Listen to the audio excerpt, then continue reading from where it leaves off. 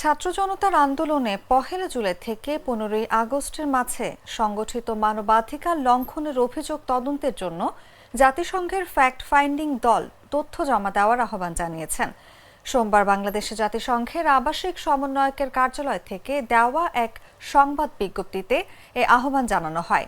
এতে বলা হয়, বাংলাদেশের অন্তর্বর্তী সরকারের আমন্ত্রণে জাতিসংঘের মানবাধিকার অফিস সাম্প্রতিক বিক্ষোভে উদ্ভূত মানবাধিকার লঙ্ঘনের ঘটনার একটি স্বাধীন ও নিরপেক্ষ তদন্ত পরিচালনা করছে।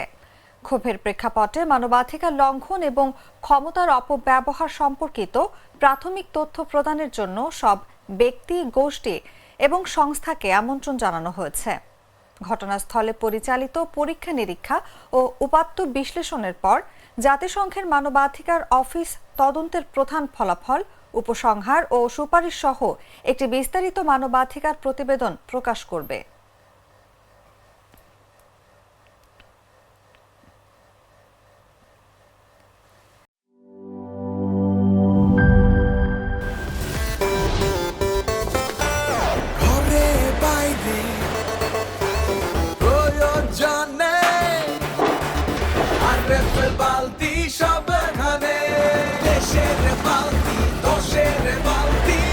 আরএফএল বালতি, দেশের বালতি, দশের বালতি।